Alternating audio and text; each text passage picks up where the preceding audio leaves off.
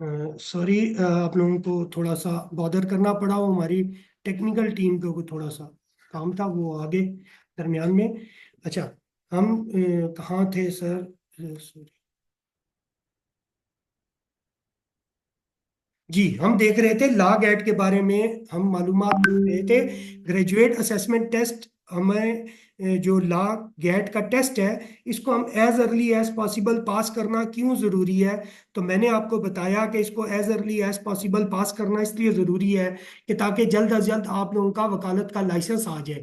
एक तो ये कि आप लोगों को कॉन्फिडेंस आ जाता है, वकालत का लाइसेंस जेब में हो तो आप लोग काला कोट पहनकर एक अलग कॉन्फिडेंस के साथ अदालतों के अंदर या लोगों के साथ, जब आप लोग आपसे बात करते हैं कि वकील साहब हमें किसी मामले में मशवरा दें, तो जब तक लाइसेंस आपकी जेब में नहीं होता तो आप उस कॉन्फिडेंस और उस एतमाद के साथ उन लोगों को मशवरा नहीं दे सकते। इसी तरह जब तक आपके पास जो है वो, आप लोगों के पास जब तक लाइसेंस नहीं होता, तो कोर्ट के अंदर आप कभी सीनियर के साथ पेश होते हैं तो आप वो उस एतमाद के साथ पेश नहीं हो सकते कि जब लाइसेंस आपकी जेब में हो। ये तो कुछ दीगर बातें हैं। लेकिन आप लोगों की अपनी ज़ात के लिए बहुत अहम तरीन बात यह है कि वकालत की दुनिया के अंदर एक ऐसा वक्त आता है जब आपको अपॉर्चुनिटीज़ मिलना शुरू होती हैं। वकालत के 2 3 4 साल के बाद एक ऐसा वक्त आता है तकरीबन हर वकील के ऊपर, जब उसको अपॉर्चुनिटीज़ मिलना शुरू होती हैं। और उन अपॉर्चुनिटीज़ को लेना ना लेना, बेहतर अपॉर्चुनिटी का इंतज़ार करना, ये तो वकील के इख्तियार में होता है। लेकिन ये वकील के इख्तियार में नहीं होता कि अगर आपको एक बहुत अच्छी गोल्डन अपॉर्चुनिटी मिली है और आप ये समझते हैं कि आप एलिजिबल भी हैं और आप इजीली उस अपॉर्चुनिटी को अवेल कर लेंगे, तो जब आप उस अपॉर्चुनिटी को अवेल करने जाते हैं तो आगे से आप लोगों को ये पता चलता है कि आप अपनी प्रैक्टिस के चंद माह के या चंद दिन के शॉर्टेज की वजह से आप इस गोल्डन अपॉर्चुनिटी को ज़ाया कर चुके हैं। तो अगर अल्लाह ना करे आप लोगों में से किसी की ज़िंदगी में वो वक्त आए, तो उस वक्त आप इस वक्त को बहुत ज़्यादा कोसेंगे और इस वक्त को बहुत ज़्यादा याद करेंगे कि हमने लॉ गेट को पास करने में ताखीर क्यों की। लॉ गेट के बारे में मजीद थोड़ी सी मालूमात। लॉ गेट के टोटल नंबर हैं 100, जिसमें से 50 नंबर कम से कम आपको हर सूरत हासिल करने हैं ताकि आप इसको पास कर सकें, यानी पास करने के नंबर 50 हैं। और ये एमसीक्यूज बेस्ड आपका टेस्ट है, जिसमें 100 एमसीक्यूज होते हैं। और इसके अंदर आपको हर एमसीक्यू में 4 ऑप्शन दिए जाते हैं, एक स्टेटमेंट दी जाती है और उसके अंदर आपको 4 ऑप्शन दिए जाते हैं। और इस टेस्ट को पास करने के लिए आपके पास सिर्फ 2 घंटे, यानी 120 मिनट का वक्त होता है। और 120 मिनट के अंदर आपने 100 एमसीक्यूज हल करने होते हैं, जिसमें से बाज एमसीक्यूज ऐसे होते हैं जिनको पढ़ने के लिए 2 से 3 मिनट का वक्त दरकार होता है। तो लिहाजा आपको एक अच्छे टीचर से ये जानने की ज़रूरत है कि ऐसा क्या किया जाए कि 100 एमसीक्यूज में से कुछ ऐसे एमसीक्यूज भी हैं जिनको पढ़ने के लिए 2 से 3 मिनट का वक्त चाहिए, समझने और हल करने के लिए मजीद 1 से 2 मिनट चाहिए। तो ऐसा कैसे होगा कि 100 एमसीक्यूज कंप्लीट हो जाएं? तो ये सारी चीज़ें भी आपको इस लॉ गेट प्रिपरेशन कोर्स के अंदर सिखाई जाएंगी। कुछ दीगर इंफॉर्मेशन आप लोगों की लॉ गेट के लिए ज़रूरी इंफॉर्मेशन, ईटीसी या एचईसी जो है वो, इसको पाकिस्तान बार काउंसिल के ताउन से इस आपके टेस्ट को कंडक्ट करती है। और सिर्फ वो स्टूडेंट इस कोर्स के लिए एलिजिबल होते हैं जो एलएलबी का ईयर 5 कंप्लीटली पास कर चुके होते हैं। अगर आप ऐसा करें कि आप किसी तरीके से अपीयर हो जाएं और आपका ईयर 5 का भी रिजल्ट नहीं आया, तो उसकी ब्याफ पर अगर आप कोई लाइसेंस ले लें, तो इन फ्यूचर, जैसे मैंने आपको पहले बताया कि लाइफ के अंदर हर वकील की ज़िंदगी में गोल्डन अपॉर्चुनिटीज़ आती हैं और वो तरह तरह की गोल्डन अपॉर्चुनिटीज़ होती हैं। इस वक्त शायद आप लोग इस बात को ना समझ पाए, लेकिन प्रैक्टिस के 4 5 साल 3 साल गुजरने के बाद आपको मेरी ये बातें याद आएंगी कि वो अपॉर्चुनिटीज़ मुख्तलिफ नोयत की होती हैं। आपने ऐसा किया कि आप किसी तरीके से लॉ गेट में अपीयर हो गए और आपका ईयर 5 कंप्लीट नहीं था और आपका उस बेस पे लाइसेंस आ गया, और जब आपको गोल्डन अपॉर्चुनिटी मिली और आपने अवेल कर ली और आप सिलेक्ट हो गए, और अचानक कहीं से कोई डॉक्यूमेंट्स में से निकाल लाया कि जिस वक्त आपने लॉ गेट का पेपर दिया था, आपका ईयर 5 कंप्लीटली पास नहीं था, तो आपकी सारी मेहनत जाया जाएगी, लाइसेंस कैंसिल हो सकता है। लिहाजा ऐसी कोई अटेम्प्ट ना कीजिएगा कि आप लोग लॉ गेट को ईयर 5 कंप्लीट होने से पहले अटेम्प्ट करने की कोशिश करें। और आपके पास 7 चांसेस हैं। अच्छा, हुआ ये कि लॉ गेट जब HEC ने शुरू किया तो 3 चांसेस हुआ करते थे कि 3 दफा आप पेपर में अपीयर हो सकते हैं। लेकिन चूंकि लॉ गेट को वकला जो LLB पास स्टूडेंट्स हैं वो पास नहीं कर पा रहे थे, इसलिए उन्होंने 5 चांसेस कर दिए। और आप इससे अंदाजा लगाएं, वो लोग जो अभी तक लॉ गेट में अपीयर नहीं हुए या एक दो बार अपीयर हुए हैं, वो इस टेस्ट की सीरियसनेस का इससे अंदाजा लगाएं कि अब इसके उन्होंने ये 7 अटेम्प्ट्स कर दी हैं। 7 चांसेस हैं आपके पास कि आप 7 बार इस पेपर को अटेम्प्ट कर सकते हैं। और अगर आप 7वीं बार भी फेल होते हैं तो फर्दर आप इस टेस्ट के अंदर अपीयर नहीं हो सकते। आपने सबसे पहले अपनी रजिस्ट्रेशन ऑनलाइन करानी है HEC की वेबसाइट के ऊपर। उसके बाद आपने जब उसके फौरन बाद आप इस लॉ गेट के लिए रजिस्ट्रेशन नहीं करा सकते। आपको इंतज़ार करना होगा जब अनाउंसमेंट प्रॉपर ETC HEC का जो इदारा है ETC, जब ये आपको प्रॉपर टेस्ट की डेट अनाउंस कर देगा। और वो तकरीबन अनाउंसमेंट से लेकर टेस्ट कंडक्ट होने के दरमियान में तकरीबन 1 माह का टाइम होता है। फिर आपके पास तैयारी का टाइम नहीं रहेगा। बाज दोस्त मैं देख रहा हूँ वो इंतजार कर रहे हैं जी HEC अनाउंस कब करेगा।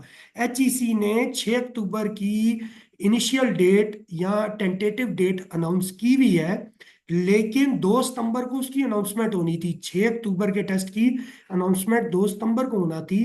अनाउंसमेंट ना होने का मतलब ये है कि जब भी ये टेस्ट अनाउंस होगा, सॉरी, अगर जब भी ये टेस्ट अनाउंस होगा तो उसके फौरन बाद जो है वो आपके पास सिर्फ 1 माह का टाइम होगा। और 1 माह के अंदर अंदर आप लॉ गेट की पूरी तरह से तैयारी नहीं कर सकते। इसलिए आपको अनाउंसमेंट का इंतज़ार मत करें। आप लोग जो है वो तैयारी शुरू करें किसी अच्छे इदारे से। स्कैट जैसे किसी इदारे में आप दाखिला लें और तैयारी शुरू करें। जब आपकी अनाउंसमेंट हो जाएगी तो उसके फौरन बाद आप 3,000 रुपया फीस जो है वो ऑनलाइन HEC का जो इदारा ETC वहाँ जमा कराएंगे। और वो जो आप पैसे जमा कराएंगे उसकी रसीद लेकर उसकी फोटोकॉपी की बैक साइड के ऊपर अपना नेशनल आइडेंटिटी कार्ड नंबर, अपना CNIC नंबर लिखकर वो आप कोरियर या डाक, रजिस्टर्ड डाक के जरिए HEC को भेज देंगे। उसका एड्रेस जो है वो HEC की वेबसाइट पर दिया गया है। और आपको वो ऑप्शन देंगे कि जो टेस्ट सेंटर्स HEC ने रिकमेंड कर रखे हैं, जैसे इस्लामाबाद में एक टेस्ट सेंटर है, वो आप HEC की वेबसाइट से देखकर टेस्ट सेंटर जो है वो आप सिलेक्ट करेंगे। उस टेस्ट सेंटर में आपका पेपर होगा।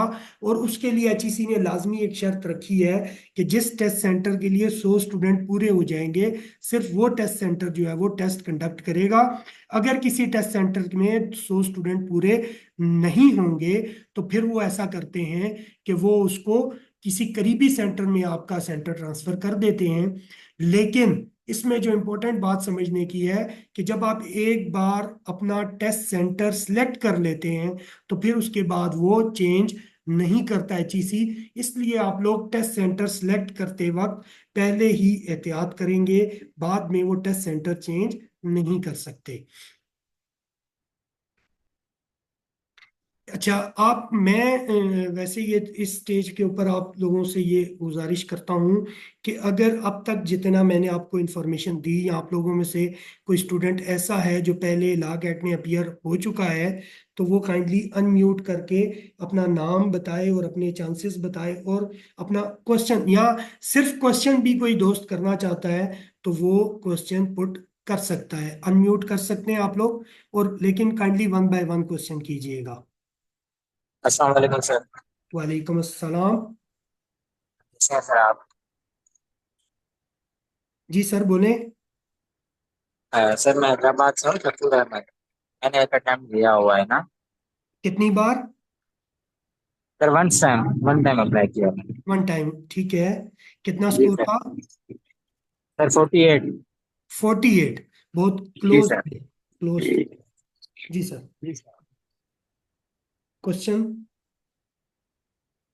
नहीं सर, इसके हवाले से तो मेरा कोई क्वेश्चन नहीं, लेकिन मैंने बस ये बताना था कि मैं ऑलरेडी अप्लाई किया हुआ था ना। सॉरी, मुझे क्वेश्चन आपका सुनाई नहीं दिया, तो शायद, तो मुझे काइंडली आप क्वेश्चन रिपीट कर देंगे? सर मेरा कोई सवाल नहीं था। अच्छा, ठीक ठीक। चले, कोई और स्टूडेंट कोई क्वेश्चन हो तो? अस्सलाम वालेकुम सर, नासिर रहीम बात कर रहा हूँ। नासिर रहीम साहब, जी सर। अच्छा सर, मुझे ये बताएं, क्योंकि 3 इयर्स का मेरा लॉ गैड था, मैं बीच में नहीं भी अप्लाई कर सका। और जब अप्लाई किया था मेरे भी तकरीबन करीब करीब नंबर थे, ठीक है। तकरीबन 43, 40, 42। सर मैं बहुत डिसहार्ड हूँ इस टेस्ट की वजह से। अभी मैं यकीन माने बहुत डर डर के कदम रख रहा हूँ कि यार पता नहीं होगा नहीं होगा, ये ना हो मेरे साथ फिर दोबारा से मायूसी हो जाए मुझे। आप नासिर भाई कितनी बार अटेम्प्ट कर चुके हैं? सर मैं 4 टाइम कर 4 टाइम, चुका हूँ। ठीक है। आपने और तैयारी? मैंने मैंने सॉरी सर आपकी बात काट रहा हूँ, मैंने अब तैयार किया हुआ है कि चांस जो है ना, आपने बताया है 7 है, मैंने यही आखिरी उम्मीद की हुई है कि चांस मेरे लिए 5 ही है, और ये मेरे लिए डू और डाई वाली गेम है। और इनशाला इनशाला मैं इस दफा लाजमी जो है ना ये क्लियर करना है मैंने। मैं 7 चांसेस में नहीं जाना चाहता सर, मैं जानना चाहता हूँ कि मेरे ये 5 चांसेस में ही अब भी ये मेरे लिए आखिरी है, अगर नहीं होता मैं छोड़, क्योंकि मैं बहुत डिसहार्ड हो गया हूँ। और दूसरी बात है सर, मतलब वो इन्होंने एमसीक्यूज आपने कहा ना कि ये फोर्ड ये होते, फोर्ड की बजाय आप 6 कर दिए, उसमें भी इन्होंने इतने कंफ्यूजिंग कर दिए हैं कि बंदा समझ नहीं सकता कि यार क्या। मैं ये कहता हूँ कि हमारे प्रोफेशन का ना 7 साल का 7 साल का जिसे प्रोफेशन है ना, प्रोफेशनल बंदा भी आए ना, मैं चैलेंज करता हूँ कि भाई वो करके बताए, फर्स्ट नहीं सेकंड अटेम्प्ट में भी करके बताए, नहीं कर सकता सर। क्यों ये इतना मुश्किल से मुश्किल तरीन इम्तिहान लिए जा रहे हैं सर? सर मैं इसको आपके इस सवाल को एड्रेस करने के लिए आज यहाँ बैठा हुआ हूँ। इसको हम जी फर्दर जी सर। जब हम देखेंगे ना, तो इंशाल्लाह फिर आप लोग आप इंशाल्लाह नासिर साहब आप थोड़ी देर हमारे साथ वक्त यहाँ गुजारें, जी तो जी सर। आप इंशाल्लाह इंशाल्लाह आपको मुझे रब की ज़ात पे बड़ा यकीन है। और इंशाल्लाह सर अपने इंशाल्लाह। अपनी सलाहियतों के, और पहले रब की ज़ात पे, उसके बाद मुझे पूरा यकीन है कि रब की मदद से अल्लाह ने इतनी सलाहियत, इतना लॉ का सेंस दिया है कि इंशाल्लाह आपको, ये आपकी आखिरी अटेम्प्ट होगी अगर आप स्केट के थ्रू तैयारी करते हैं। जी जी बहुत शुक्रिया सर, इंशाल्लाह। बहुत शुक्रिया। कोई और thank you. Question? Thank you sir. कोई और दोस्त थैंक यू। क्वेश्चन?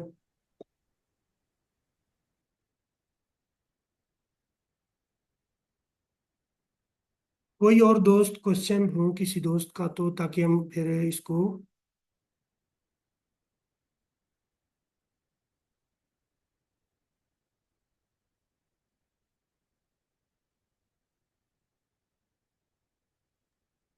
अस्सलाम वालेकुम काकड़ साहब, मैं सैयद असद बात सरकोदा से। सर माशाल्लाह आपकी जो बातें आपने की है, जो लेक्चर दिया है, मुझे तो अभी से यकीन होगा कि इंशाल्लाह हम सारे भाई जो है वो जरूर क्लियर कर जाएंगे। तो इंशाल्लाह। सर तो सर अल्लाह पाक आपको लंबी उम्र दे। थोड़ी मैं सिर्फ ये रहनुमाई दे दें कि सर मेरे नज़दीक तो ये आपके जो लेक्चर है हमारे लिए काफ़ी होंगे। तो क्या इसके अलावा कोई आप नोट्स वगैरह या बुक्स वगैरह रिकमेंड करेंगे, ताकि हमारे जितने वकला भाई हैं उनकी आसानी उसमें हो जाए फर्स्ट अटेम्प्ट में ही पास करने के लिए। बहुत शुक्रिया सर। बहुत बहुत अच्छा सवाल, इंशाल्लाह इसका जवाब आपको मिलेगा सर।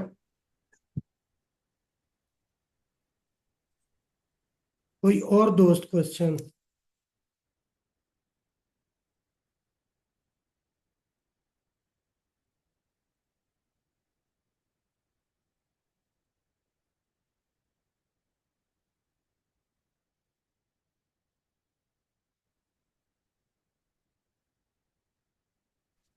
मेरा ख्याल है आगे चलते हैं। अब आप लोगों से गुजारिश है कि आप इसको म्यूट कर दें। और ये आप लोगों का एक जो बुनियादी क्वेश्चन है वो है जो मिलियन डॉलर्स का क्वेश्चन है, a million dollars question, why students fail in law GAT. वो क्या वजूहात हैं जिसकी वजह से स्टूडेंट्स लॉ गेट का टेस्ट आमतौर के ऊपर इसके अंदर फेल हो जाते हैं। तो मेरे नज़दीक जो वजूहात हैं मैं वो आप लोगों के साथ शेयर करना चाहूँगा। सबसे अहम बातें जो इसके अंदर नोट करने वाली हैं वो है extensive syllabus for the law GAT test.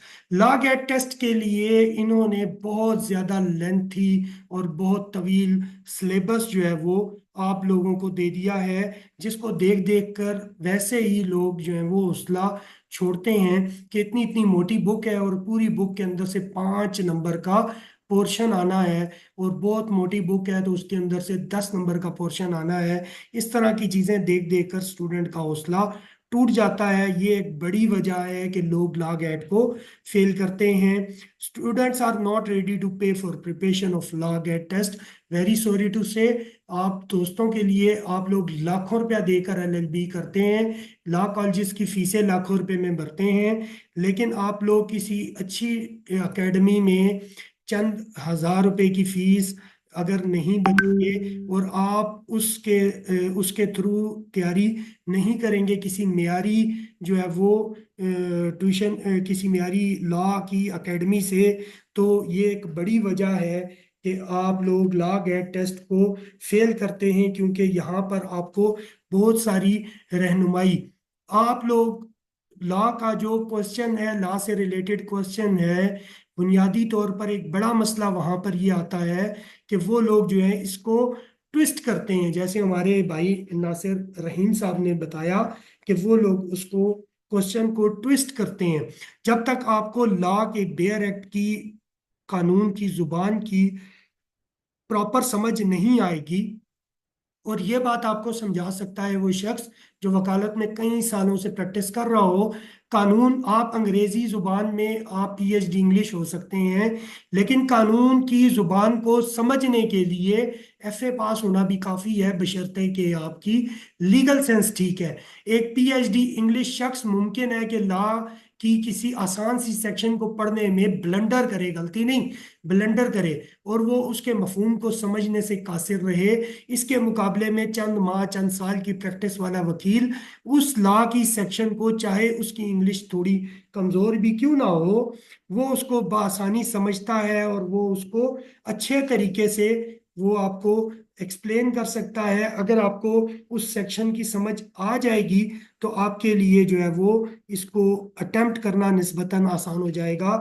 और इशू ये है कि लॉ गाइड बुक्स, जैसे अभी एक दोस्त ने सवाल किया कि लॉ गाइड की कौन सी आप लॉ गाइड को सजेस्ट करते हैं।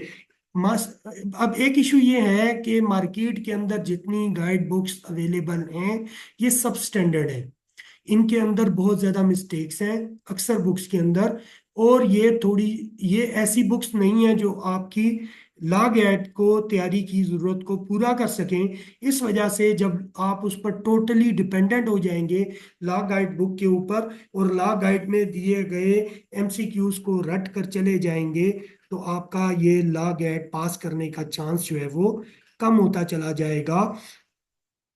जो स्टूडेंट्स हैं वो आम तौर के ऊपर जो ओरिजिनल लॉ बुक है, जो ओरिजिनल स्टैचुरी लॉ है, जो कानून है, कानून की अपनी एक जुबान है, उस जुबान को समझने की कोशिश करने के बजाय स्टूडेंट्स का फोकस एमसीक्यूज की तरफ है। यहाँ पर एक छोटी सी मिसाल देकर बात समझाने की कोशिश करूंगा आप लोगों के लिए आसान तरीन अल्फाज के अंदर, कि आपसे किसी ने कहा कि कुत्ता तुम्हारा कान ले गया है, तो आप उठकर कुत्ते के पीछे भाग पड़ेंगे तो आप उस कुत्ते को पकड़ नहीं सकते, वो आपसे तेज भागता है और इस तरह आप कान तक नहीं पहुंच सकेंगे।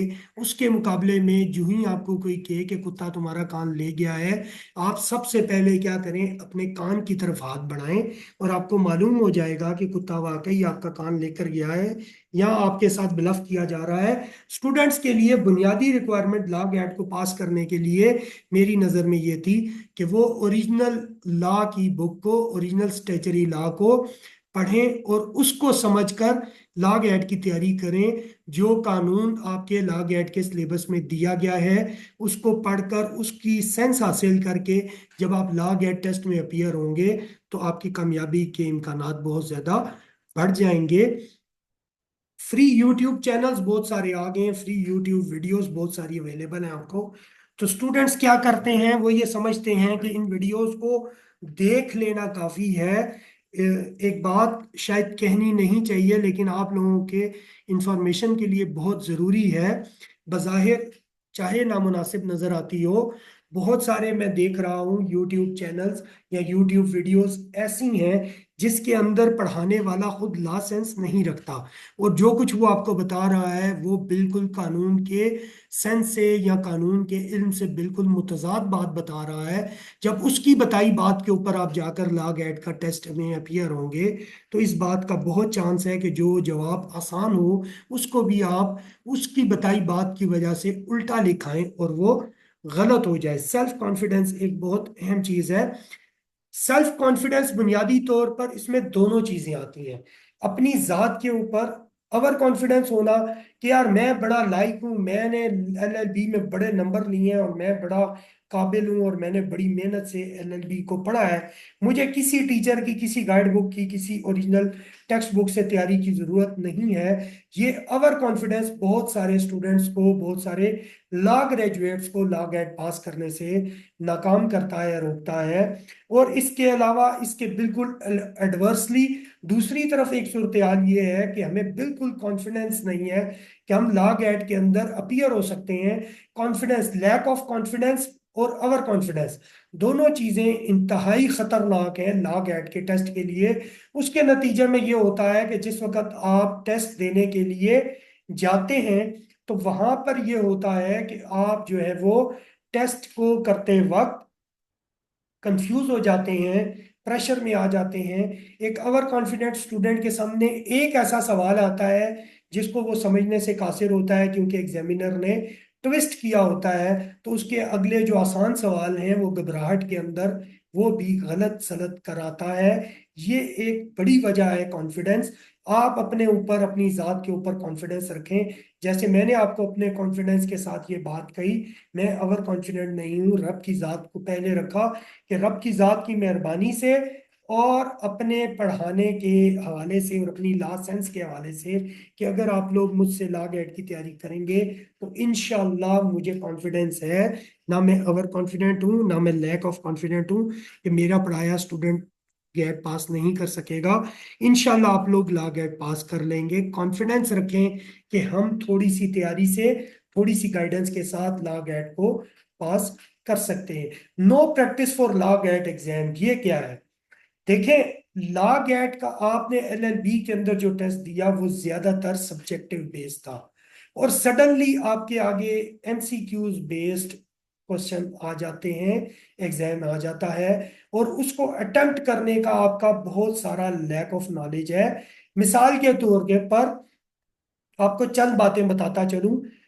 अब बहुत सारे स्टूडेंट्स इस बात को नहीं जानते कि इस टेस्ट को कोई चेकर, कोई ह्यूमन बीइंग चेक नहीं करता, बल्कि ये टेस्ट जो है वो कंप्यूटर बेस्ड चेकिंग होती है। जब आप ये टेस्ट जो है वो आंसर शीट फिल करके वापस जमा कराते हैं तो उस टेस्ट को कंप्यूटर चेक करता है। मुमकिन है कि आपने कुछ आंसर्स जो हैं वो दुरुस्त दिए हों, आपने जवाब दुरुस्त लगाया लेकिन वो जो जवाब वाला सर्कल था उसके अंदर आपने बहुत छोटा डॉट लगा दिया, उसको ठीक से फिल नहीं किया, या वो ओवर फिलिंग हो गई और वो दूसरे दायरे को टच कर गया, या आपने कोई ऐसा बॉल पॉइंट यूज किया था जिससे इंक फैल गई, या आपने कोई मार्कर यूज किया था जिससे इंक फैल गई, तो वो कंप्यूटर आपके दुरुस्त आंसर को भी रीड नहीं कर पाता और वो गलत में कंसिडर हो जाता है।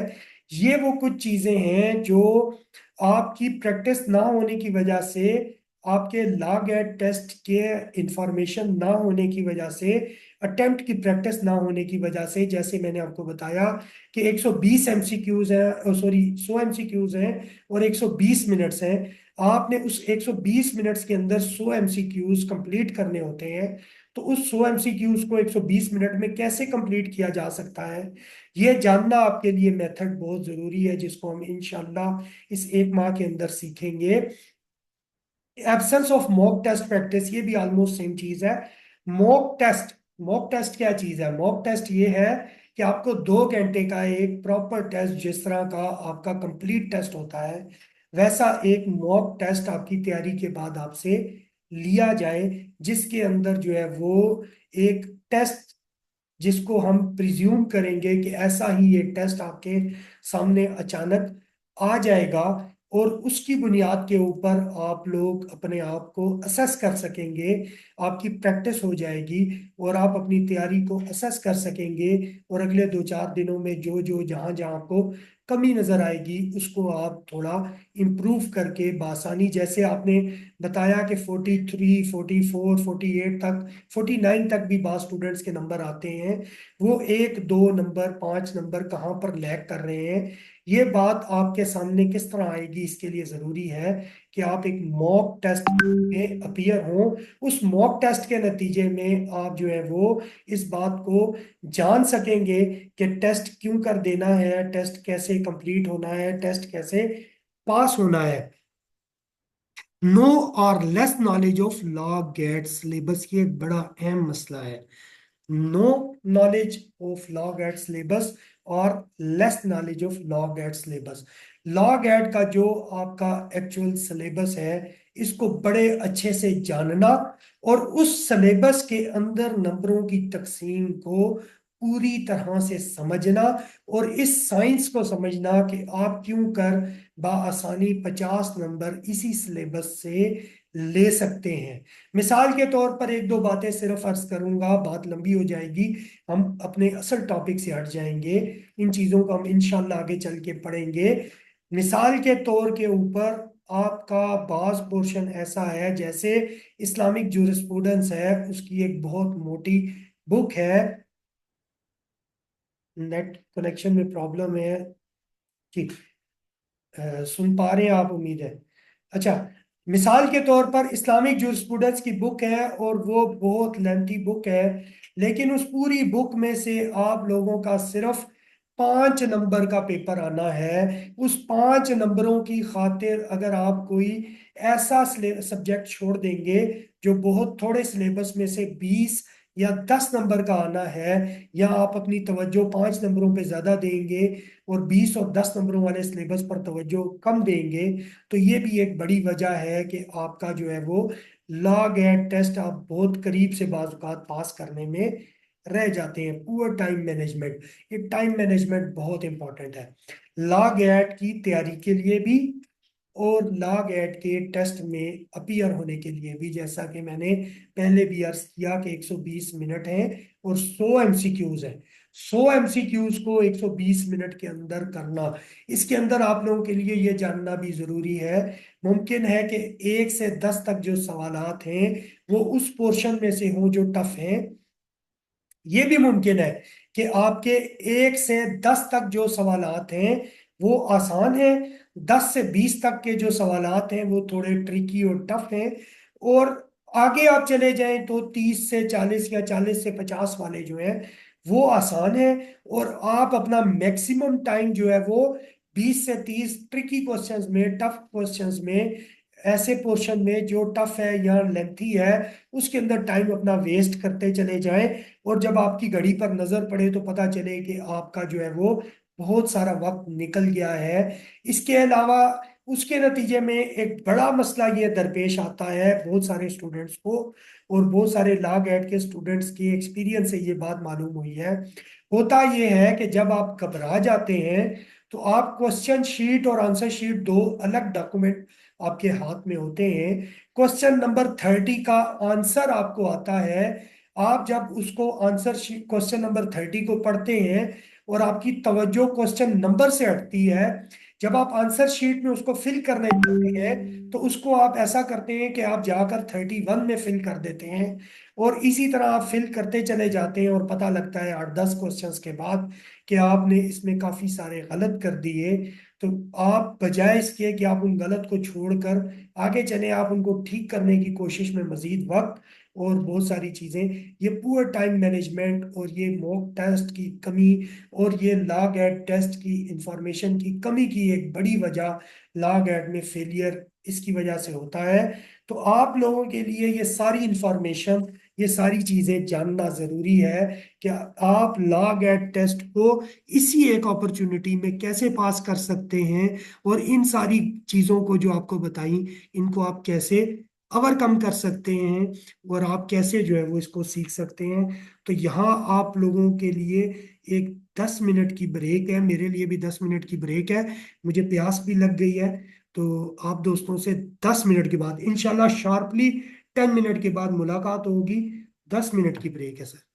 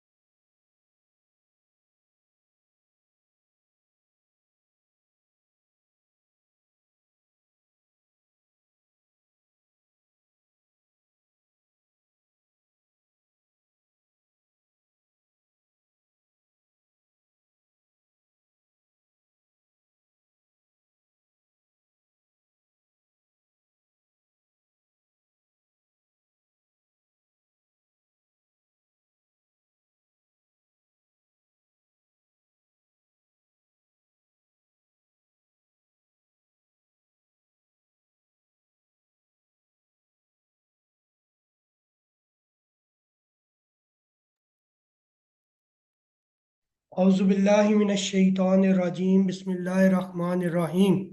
उम्मीद करता हूँ कि दोस्त वापस आ गए होंगे। Welcome back.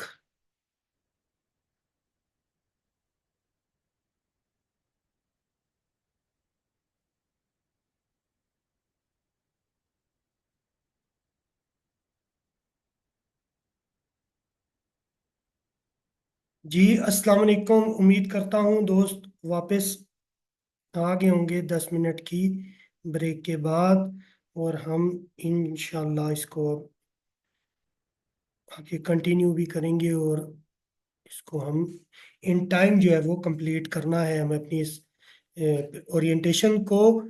और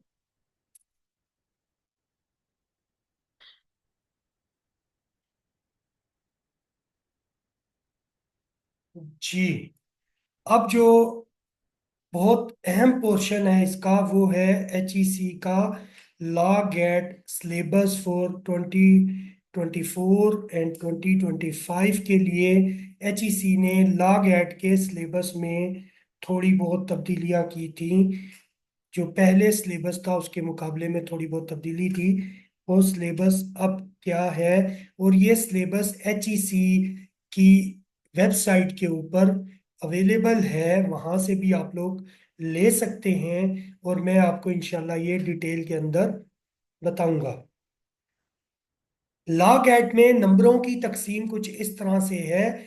constitutional history of Pakistan 5 marks का पेपर है, यानी इसमें इसमें से आपके 5 MCQs आने हैं। और इसके बारे में एक बात जानना बहुत ज़रूरी है कि ये 5 मार्क्स ऑलमोस्ट आपके लिए इजी टू गेट है।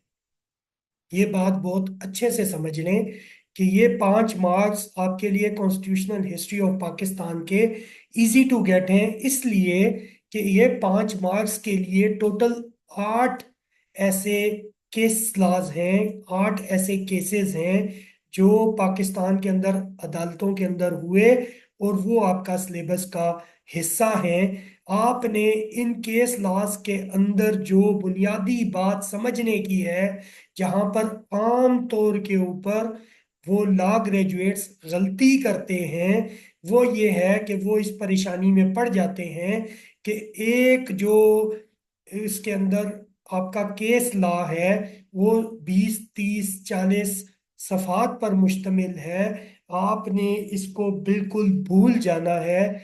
20 30 और 40 सफात तैयार करने आपके लिए बिल्कुल भी रिक्वायर्ड नहीं है। कॉन्स्टिट्यूशनल हिस्ट्री ऑफ पाकिस्तान के इन 5 नंबरों के लिए बेसिकली आपने जो है वो उनकी सिर्फ शॉर्ट शॉर्ट कुछ चीजें जो है वो समझनी और याद करनी है। तो ये इंशाल्लाह 5 नंबर आप आसानी से ले सकते हैं। कॉन्स्टिट्यूशन ऑफ पाकिस्तान के 10 नंबर हैं। इंटरनेशनल लॉ के 5 नंबर हैं। इंग्लिश जूरिस्प्रूडेंस के 5 नंबर हैं। इस्लामिक जूरिस्प्रूडेंस के 5 नंबर हैं। सिविल लॉ के 20 नंबर हैं, और उसमें CPC पूरा नहीं है बल्कि CPC के कुछ पोर्शंस हैं। ये वो एक इसमें अहम हिस्सा है। CPC के ये जो 20 नंबर्स हैं, ये आप लोगों के लिए बहुत बड़ा गेस है कि इन चंद सेक्शंस और चंद ऑर्डर्स को तैयार करके, और CPC का ये जो मैंने आपको पहले पिछले जो हमारे ओरिएंटेशन के इब्तदाई मरले के अंदर मैंने आपको कुछ बातें कही।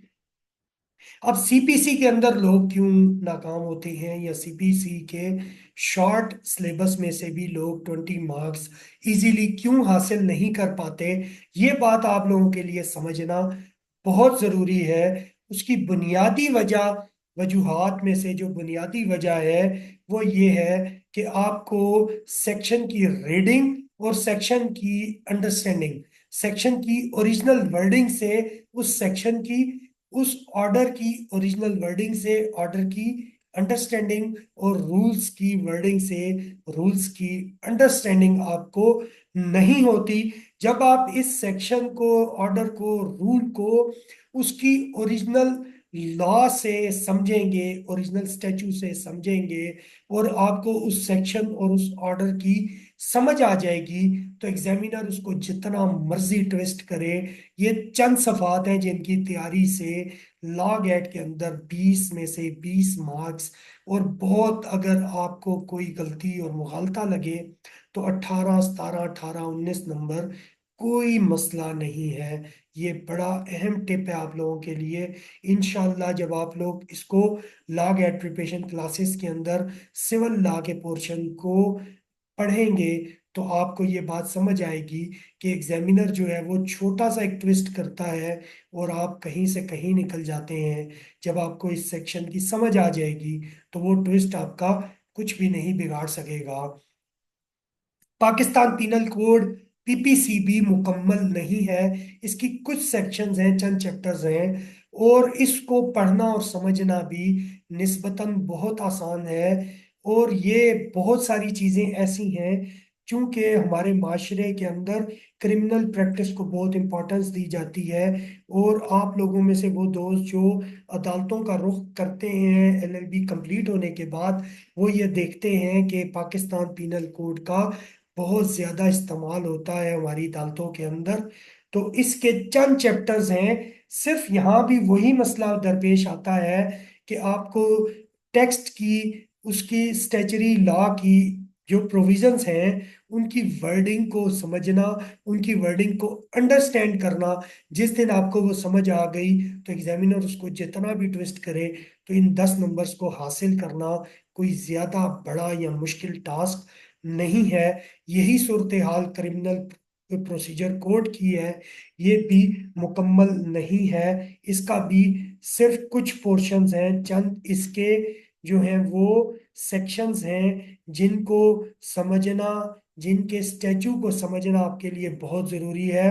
लॉ ऑफ एविडेंस में कानून शहादत ऑर्डर मुकम्मल है, लेकिन कानून शहादत ऑर्डर मुकम्मल को भी समझना और उससे 20 नंबर की तैयारी करना, ये भी ओरिजिनल स्टैचू से इसकी सेंस हासिल की जा सकती है, निस्बतन आसान है। और इसको आप बजाय इसके कि आप इसके ज़्यादा रटे की तरफ जाएं, इसके एमसीक्यूज को रटा लगाने की आप परेशानी करें, उसके मुकाबले में ज़्यादा आसान ये है कि सेक्शन की ओरिजिनल वर्डिंग को, सेक्शंस की, आर्टिकल्स की जो सॉरी कानून शहादत ऑर्डिनेंस के जो आर्टिकल्स हैं उनको आप समझेंगे, उनकी ओरिजिनल वर्डिंग को जब आप समझ लेंगे तो इंशाल्लाह ये एमसीक्यूज भी आपको ऐसा लग जाएगा, नजर आएगा कि ये एमसीक्यूज भी बहुत ज्यादा टफ नहीं है। और ये आपने अक्सर यूट्यूब चैनल्स पर बहुत सारी वीडियोस में ये बात सुनी होगी, प्रोफेशनल एथिक्स के 10 नंबर। ये उन्होंने तकरीबन आपको बहुत आसान 10 नंबर इस पेपर के अंदर दे दिए हैं। यहाँ एक और इजाफी बात आप लोगों को बताना बहुत ज़रूरी है कि जब आप पुअर टाइम मैनेजमेंट करते हैं तो ये जो मुफ्त के 10 नंबर या आसान 10 नंबर हैं, इसको आप बहुत इजीली ज़ाया कर देते हैं। पुअर टाइम मैनेजमेंट के नतीजे में लॉग एड के टेस्ट में जो सबसे बड़ा नुकसान आप लोग करते हैं वो ये है कि प्रोफेशनल एथिक्स में दिए गए 10 नंबर्स के पोर्शन को आप पुअर टाइम मैनेजमेंट की वजह से ज़ाया कर देते हैं। ये टोटल 40 रूल्स हैं, 41 रूल्स हैं, जिसमें से 10 नंबर का आपका पोर्शन आता है। और तमाम रूल्स जो है वो बहुत शॉर्ट वर्डिंग है, इसको थोड़ी सी तैयारी के साथ आप तैयार कर पाते हैं। लेकिन जो बड़ा मसला इसके अंदर दरपेश आता है लॉ ग्रेजुएट्स को, वो ये है कि लीगल एथिक्स का जो या प्रोफेशनल एथिक्स का जो आपके लॉ गैट के टेस्ट में पोर्शन है, वो 91 से लेकर 100 तक के क्वेश्चंस हैं। आप उस तक पहुंचते पहुंचते या तो बहुत ज्यादा घबरा चुके होते हैं, या जिच हो चुके होते हैं, या आप अपना बहुत सारा वक्त जाया कर चुके होते हैं। जब आप यहाँ पहुंचते हैं तो आपसे पेपर लिया जाने वाला होता है और आप जल्दी जल्दी में इस पोर्शन को जाया कर देते हैं। इस टाइम मैनेजमेंट के अंदर हम ये भी सीखेंगे कि ये 91 से 100 वाला पोर्शन किस तरह हम टाइम वेस्ट किए बगैर इसको हम अटेम्प्ट कर सकते हैं टाइम आसानी के साथ, ताकि ये प्रोफेशनल एथिक्स का जो इजी पोर्शन है इसके 10 में से 10 नंबर हम आसानी से हासिल कर सके। यही सारी तफसील जो मैंने भी आपको बताई, इसके अंदर कॉन्स्टिट्यूशनल हिस्ट्री ऑफ पाकिस्तान के 5 मार्क्स हैं, और ये 8 केस लॉज हैं, और ये बिल्कुल भी टफ नहीं है, इस बात को समझें। इन सारे 8 केस लॉज के अंदर एक चीज मुश्तरक है, ये भी समझें आप। 8 के 8 केस लॉज के अंदर एक कॉमन चीज है, उस कॉमन चीज को आपने सर्च करना है। ये रूल ऑफ नेसेसिटी जिसने इस मुल्क को की जड़ों को खोखला किया, वो इन 8 केस लॉज के अंदर आपको मिलेगा। पाकिस्तान के जमहूरी निज़ाम के अंदर इदारों की नामाकूल, नाजायज और गैर आईनी मुदाखलत के हवाले से ये 8 के 8 केस लाज हैं। Maulvi Tamizuddin case, the state versus 200 case, miss Asma Jilani, Begum Nusrat Bhutto, Muhammad Nawaz Sharif, Al Jihad trust, Zafar Ali Shah, Khan Asfandyar Wali. आप इनके साल भी देखते चले जाएं तो आपको मालूम होगा कि ये तमाम केसेस वो हैं जो मुख्तलिफ अनकॉन्स्टिट्यूशनल और आमराना इकदामात के नतीजे में ये केसेस दायर हुए, और इन केसेस के नतीजे में अदालतों ने इस मुल्क के लिए कुछ ऐसे प्रिंसिपल्स सेट किए जिन्होंने इस मुल्क को नाकाबिल तलाफी नुकसान पहुंचाया। ये मुश्तरक चीज इन 8 केस लाज के अंदर आपने पढ़नी है, और ये बहुत ज्यादा टफ नहीं है। कुछ चीजें इनमें, मेजर पोर्शन ऐसा है कि आपने मोटी मोटी चीजें, मिसाल के तौर पर जजेस के नाम, जैसे ये केस का टाइटल, जैसे ये केस की साइटेशन लिखी हुई है PLD 1995 FC 240, ये आपने याद कर लिया तो एक नंबर है। PLD 1955 FC 240 ये क्या है? ये मौलवी तमीजुद्दीन केस है। PLD 1955 FC 240 आपने इतना सा याद कर लिया तो ये आपके 5 में से एक नंबर है। इसी तरह आपने ये बुनियादी टिप्स आपको बताने जरूरी हैं कि इन 8 केसेस के अंदर से आप कैसे इस तरह की तैयारी करें कि 5 मार्क्स आप आसानी से ले सकें। इसका दूसरा हिस्सा है कॉन्स्टिट्यूशन ऑफ पाकिस्तान। इसके अंदर कौन कौन से आर्टिकल हैं? फंडामेंटल राइट्स हैं फ्रॉम प्रीएम्बल टू आर्टिकल 40। उसके बाद पार्लियामेंट का पोर्शन है आर्टिकल 50 टू 89। उसके बाद जुडिकेचर है, दैट इज आर्टिकल 175 टू 212। ये बहुत बड़ा पोर्शन नहीं है, ये भी 10 मार्क्स है। इंशाल्लाह मैं आपको ये यकीन दिला सकता हूँ कि इस लॉ गेट की प्रिपरेशन क्लासेस की मदद से जब आप इस पोर्शन को किसी लॉयर से पढ़ेंगे तो इंशाल्लाह आपको ये इतनी आसानी से समझ आएगा। आपको इसके अंदर कोई चीज़ अगर दिक्कत या मुश्किल लगती है तो वो मुश्किल बिल्कुल भी फिर नहीं लगेगी। और जब आप MCQs को अटेम्प्ट करने जाएंगे, जब आपकी सेंस क्लियर हो जाएगी तो इंशाल्लाह ये 10 नंबर भी बहुत ज़्यादा मुश्किल नहीं है। अगला पोर्शन है इंटरनेशनल लॉ का। इसके अंदर 2 हिस्से हैं, United nation charter and international court of justice. International law के पोर्शन के अंदर सिलेबस ज्यादा है, नंबर कम है। इसके अंदर हम कुछ बेसिक्स चीजों को समझेंगे इंशाल्लाह, और हम डिटेल्ड सिलेबस की भूल भुलैयों में गुम होने से बचेंगे। जरूरी तरीन चीजें और साबका पास्ट पेपर्स में से जो इम्पोर्टेंट MCQs हैं जो बार बार रिपीट हुए हैं, इनको हम इंशाल्लाह अपने इस लॉ प्रिपरेशन कोर्स के अंदर समझने की कोशिश करेंगे। उसके नतीजे में उम्मीद की जा सकती है कि इन 5 में से भी आप मैक्सिमम मार्क्स हासिल कर पाएंगे। अगला हिस्सा है इंग्लिश ज्यूरिस्प्रूडेंस का। इंग्लिश ज्यूरिस्प्रूडेंस की किताब उन्होंने रेफर की है सर जॉन साल्मेंट की। एक बहुत बड़ा नाम है ज्यूरिस्प्रूडेंस की दुनिया में, एजुकेशन की दुनिया में भी जॉन साल्मेंट एक बड़ा नाम है। इंग्लिश बड़े स्कॉलर्स के अंदर एक बड़ा नाम है। इनकी किताब इंग्लिश जो स्टूडेंट से रिलेटेड जो, वो आपके पूरे सिलेबस के अंदर पूरी किताब दे दी गई है। इसका कुछ पोर्शन दिया जाना ज्यादा बेहतर होता, लेकिन हम यहाँ भी इस पूरी किताब की भूल भुलैयों में गुम नहीं होंगे।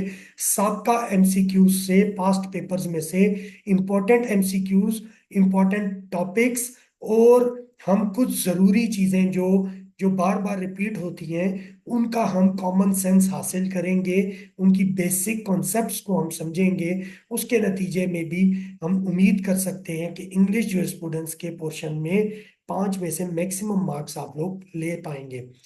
ये इस्लामिक जूरिस्प्रूडेंस, ये बड़ी डिस्टरबेंस है।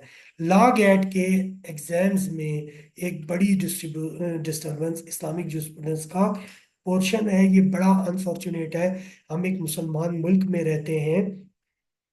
इस्लामिक जो स्टूडेंट्स के लिए जो उन्होंने सिलेबस दिया है, वो एक किताब है प्रोफेसर इमरान एहसन खान नियाजी साहब की लिखी हुई ये किताब है, जो बहुत ज़्यादा ज़ख़ीम मोटी किताब है। इसमें बहुत लेंथी सिलेबस मौजूद है और उसमें से सिर्फ 5 नंबर का पेपर आता है।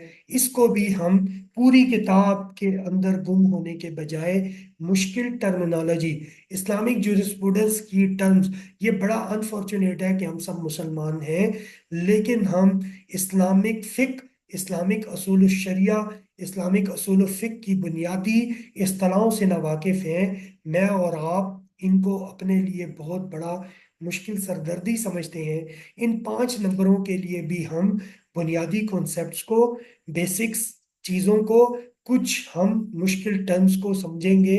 उसके अलावा हम पास्ट पेपर्स में से इम्पॉर्टेंट एमसीक्यूज जो बार बार रिपीट हुए हैं उनको समझेंगे और उनको हम ट्विस्ट करके भी देखेंगे।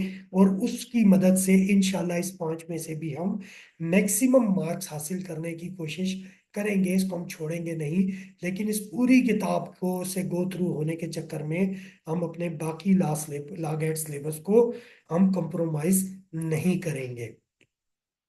जनाब अली, ये वो पोर्शन है सिविल लॉ का जो लीगल एथिक्स के बाद आपके लॉ गेट के पेपर में पासिंग मार्क्स तक पहुंचने के लिए एक आसान हदफ है, सिविल लॉ का पोर्शन। इसमें आप देख पा रहे हैं कि प्रियम्बल टू सेक्शन 12, 15 टू 20, 47, 75, 96, 104, 115 और 151 चंद सेक्शंस हैं। मेरे पढ़ाने के मेथड के अंदर इम्पोर्टेंट तरीन बात एमसीक्यूज नहीं होंगे। सिविल लॉ के स्टैचुरी लॉ को स्टेटस, जो ओरिजिनल टेक्स्ट बुक के अंदर, ओरिजिनल लॉ बुक के अंदर जो लॉ प्रोविजन है, जो सेक्शन है, जो ऑर्डर है, जो रूल है, उसको हम समझेंगे। उसके अंदर जो मुश्किल टर्म्स लगती हैं आपको लॉ से रिलेटेड, उनकी हम सेंस को क्लियर करेंगे, उनको समझेंगे। उसके नतीजे में इंशाल्लाह आप लोग ये 20 में से 20 मार्क्स बआसानी हासिल कर सकते हैं। और इसके लिए ज़रूरी ये है कि जब भी लॉ गेट प्रिपरेशन क्लास के लिए आप लोग आए, आप लोग इस बात को यकीनी बनाएं कि एक नोटबुक आप लोगों के पास होगी, एक बॉल पॉइंट आप लोगों के पास होगा। हर इंपॉर्टेंट पॉइंट जो आपको बताया जाए, हर इंपॉर्टेंट टर्म जो आप लोगों को बताई जाए, हर अहम चीज जो आपको बताई जाए, उसको फौरन नोट करें और लेक्चर खत्म होने के बाद कुछ घंटों की ब्रेक दें। और उसके बाद जो जो इम्पोर्टेंट बातें, जो जो इम्पोर्टेंट थ्योरीज, जो जो इम्पोर्टेंट कॉन्सेप्ट्स आपको बताए गए हैं, उसको अपनी नोटबुक जो आपने अपने हाथ से उसके पॉइंट्स नोट किए हैं, उसको आप उससे गो थ्रू होंगे। तो उसके बाद ये ये जो लॉ गेट की गाइड बुक्स हैं, ये आपको बहुत ज़्यादा हेल्पफुल होंगी एमसीक्यूज की तैयारी में। फिर एग्जामिनर उसको जितना मर्जी ट्विस्ट करेगा, आप लोग उससे धोखा नहीं खाएंगे। इंशाल्लाह आप लोग बसानी 20 मार्क्स हासिल करेंगे। क्रिमिनल लॉ के पोर्शन में चैप्टर 2 है जर्नल एक्सप्लेनेशन डेफिनेशंस, चैप्टर 4 है जर्नल एक्सेप्शंस, और साथ ही chapter 16 offences affecting the human body, chapter 16 a wrongful restraint and wrongful confinement, and chapter 17 offences against property. ये सिर्फ 5 चैप्टर्स हैं जो आपने तैयार करने हैं। पूरा पीपीसी आपने तैयार नहीं करना। डेफिनेशंस की क्लास जो है, ये तो हर लॉ को समझने के लिए डेफिनेशंस को समझना सबसे बुनियादी रिक्वायरमेंट होती है। इस बात को आप लोग समझें, लॉ ग्रेजुएट्स इस बात को समझें कि किसी भी कानून को जब आप समझने जाते हैं, अगर आप डेफिनेशंस को छोड़ के आगे बढ़ेंगे तो उस कानून को आप समझ ही नहीं सकते। यहाँ डेफिनेशंस को हम पढ़ेंगे तो उसी डेफिनेशंस की बुनियाद पर आगे कानून को हम इंशाल्लाह देखेंगे। और ये भी 10 मार्क्स बहुत टफ टारगेट नहीं है। क्रिमिनल प्रोसीजर कोड, ये थोड़ा सा दिखने में भी और ये निस्बतन थोड़ा सा टफ टारगेट है। 10 मार्क्स हैं, लेकिन पूरा क्रिमिनल प्रोसीजर कोड भी इसमें भी शामिल नहीं है। चैप्टर 1 है, 5 है, 7, 8, 10, 11, 14, 16, 17, 31, 39, 11 चैप्टर्स हैं ये। इनको इंशाल्लाह आप लोगों को इसके बारे में जो डिटेल के साथ कॉन्सेप्ट्स क्लियर किए जाएंगे, उसके नतीजे में जब और प्रीवियस इंपॉर्टेंट एमसीक्यूज निकाल कर दिए जाएंगे और आप लोगों से उसके अंदर टेस्ट लिए जाएंगे, तो उसके जब आपके कॉन्सेप्ट्स क्लियर होंगे, उस कॉन्सेप्ट्स की बुनियाद पर जब आप लोग उन कॉन्सेप्ट्स की बुनियाद पर जब आप लोग एमसीक्यूज करेंगे, जो जो हम पढ़ेंगे इसको साथ साथ एमसीक्यूज भी आपके, जो चीज़ हम पढ़ेंगे अगले दिन वो एमसीक्यूज आपको ऑनलाइन पढ़ने वाले स्टूडेंट्स को व्हाट्सएप कर दिए जाएंगे और उसको वो फिल करेंगे और उसको फिल करके हमें चेक कराने की ज़रूरत नहीं है। अगर आप लोग चाहें तो हम आपके लिए चेक कर लेंगे, लेकिन ज़्यादा बेहतर ये है कि उनको आप चेक करेंगे खुद अपनी लॉ बुक्स में से या गाइड बुक्स में से, और आपका कॉन्सेप्ट मजीद क्लियर हो जाएगा। और उसके बारे में कुछ और टिप्स एंड ट्रिक्स भी आपको बताई जाएंगी कि ये जो एमसीक्यूज आपको भेजे गए हैं, इनको कॉन्सेप्ट क्लियर होने के बाद मजीद बेहतर तरीके से आप कैसे तैयार कर सकते हैं कि आपकी और पक्की तैयारी हो जाए। इन 10 मार्क्स में से भी आप लोग मैक्सिमम मार्क्स इस लॉग एड प्रिपरेशन क्लासेस की मदद से ले सकते हैं इंशाल्लाह, और ये ज्यादा मुश्किल टारगेट नहीं होगा। लॉ ऑफ एविडेंस, कानून शहादत ऑर्डर 1984, ये सारा है प्रिएम्बल टू आर्टिकल 1 to 116। इसको हम भी कॉन्सेप्शनल कॉन्सेप्चुअल बेसिस पर पढ़ेंगे, कॉन्सेप्ट्स क्लियर करेंगे, बेसिक्स जो इसके अंदर आपको कानून के अंदर जो जो चीज़ें दी गई हैं उसको हम इंशाल्लाह पढ़ेंगे। और ये 20 मार्क्स का टारगेट आप लोग इसमें से मैक्सिमम मार्क्स हासिल कर पाएंगे। प्रोफेशनल एथिक्स आपको बता चुका हूँ कि ये सिर्फ 41, 134 to 175, 41 रूल्स हैं। इनको इंशाल्लाह हम पढ़ेंगे और ये बहुत मुश्किल नहीं है, शॉर्ट शॉर्ट रूल्स है। और ये 10 नंबर शायद इसीलिए रखे गए हैं कि लॉग एड के पेपर के अंदर आप इन 10 मार्क्स को निस्बतन आसानी के साथ हासिल कर सके। कुछ इंपॉर्टेंट टिप्स हैं जो लॉग एड को लोग फेल करते हैं। लॉग एड के पेपर को पास करने के लिए कुछ इंपॉर्टेंट टिप्स हैं, वो इस ओरिएंटेशन क्लास के अंदर आप लोगों को दी जा रही हैं, लेकिन ये टिप्स नाकाफी हैं, बल्कि नाकाफी से भी कम है। इन टिप्स के अंदर आप लोग एक बात समझ लें कि जो जो हम पढ़ेंगे हर लॉ के साथ उससे रेलेवेंट टिप्स हैं, और इंशाल्लाह आपको लॉ गैट प्रिपरेशन क्लासेस के अंदर डे टू डे बेसिस पर आपको टिप्स बताई जाएंगी, टिप्स एंड ट्रिक्स, जिसकी मदद से इस लॉ गैट के पेपर को जब आप अपियर होंगे तो आपको इसको अटेम्प्ट करना निस्बतन आसान होता चला जाएगा।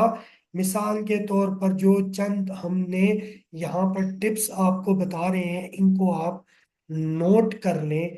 सबसे पहली टिप ये है कि आप लोग फौरी तौर पर स्कैट कॉलेज में एडमिशन ले लें, ये सबसे इम्पोर्टेंट है।